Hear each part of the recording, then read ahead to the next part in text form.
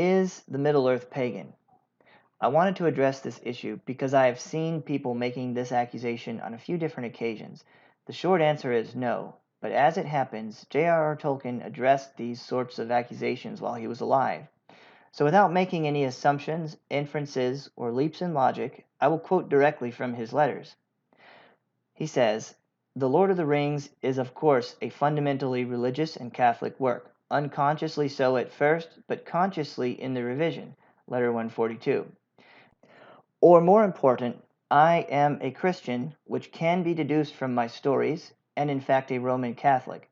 The latter fact perhaps cannot be deduced, though one critic, by letter, asserted that the invocations of Elbereth and the character of Galadriel as directly described, or through the words of Gimli and Sam, were clearly related to the Catholic devotion to Mary.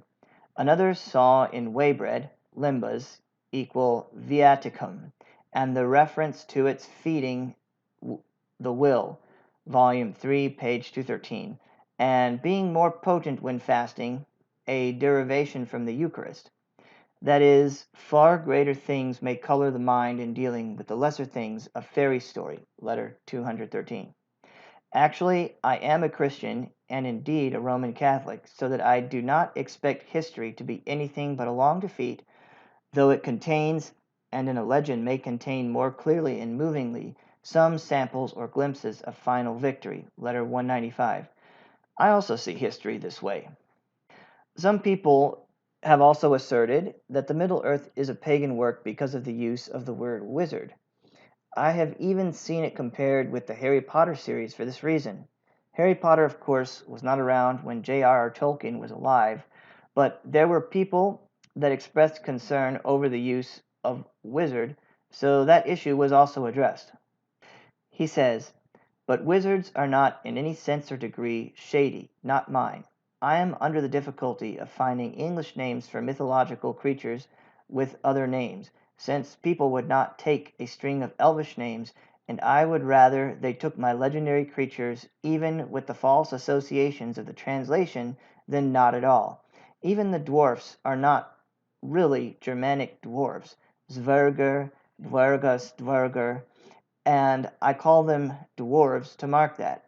They are not naturally evil, not necessarily hostile, and not a kind of maggot folk bred in stone, but a variety of incarnate rational creature. The Astari are translated wizards because of the connection of wizard with wise, and so with witting and knowing. They are actually emissaries from the true West, and so mediately from God. But G is not, of course, a human being, man or hobbit. There are naturally no precise modern terms to say what he was. I would venture to say that he was an incarnate angel, strictly an, angelos, he put the Greek letters, that is, with the other Istari wizards. Those who know, an emissary from the Lord of the West, sent to Middle-earth as the great crisis of Sauron loomed on the horizon. By incarnate, I mean they were embodied in physical bodies capable of pain and weariness and of afflicting the spirit with physical fear and of being killed, though supported by the angelic spirit they might endure long, and only show slowly the wearing of care and labor. Also letter 153. If anyone wants to understand Tolkien's work, it can't be done by assuming his work is allegory or a hidden message, or by making any attempts to get at what he really means, which circumvents a face value reading. He says, "I am not naturally attracted, in fact much the reverse, by allegory, mystical or moral." Letter 262. "There is no perhaps about it. I utterly repudiate any such reading, which angers me. The situation was conceived long before the Russian Revolution. Such allegory is entirely foreign to my thought." Letter 229. "I have no didactic purpose and no allegorical intent. I do not like allegory, properly so called. Most readers appear to confuse it with significance or applicability." Letter 215. "There is no symbolism or conscious allegory in my story." Letter 203.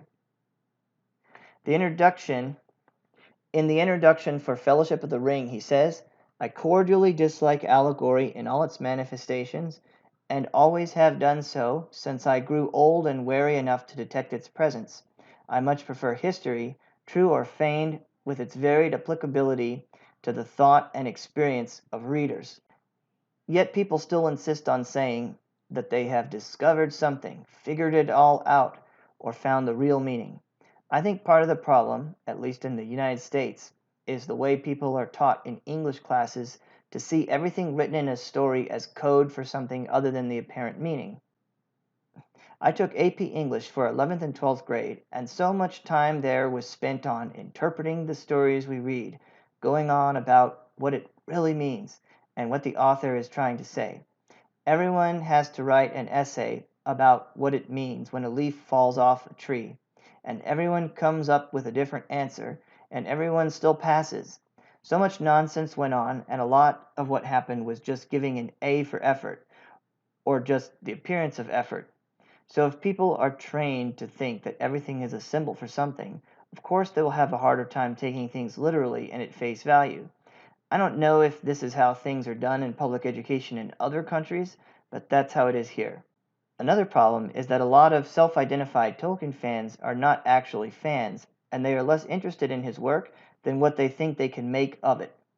The worst example of this is the project that Amazon created, but there are all sorts of people making wrong assertions online, in videos, and in comments. The third issue is that in the modern world, we don't really have much in the way of Christian fantasy or sci-fi. I know there are some people trying to create it, but it's not getting picked up by the major publishing houses, so people just assume it doesn't exist, even if they happen to come across it. I say all this because JRR Tolkien is not around to defend himself, and he found it outrageous and impertinent when people started interpreting his work. Also, there are wealthy interests who want to make shows and movies based off his work, so it's important for everyone to have a proper understanding if we want to have a respectful and faithful cinematic adaptation.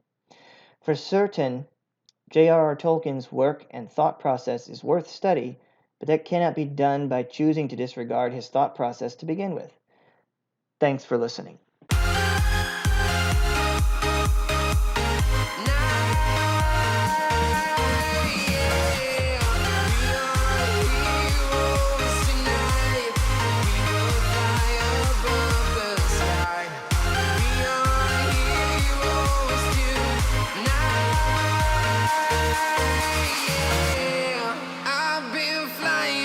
Town to town, from London to Taiwan.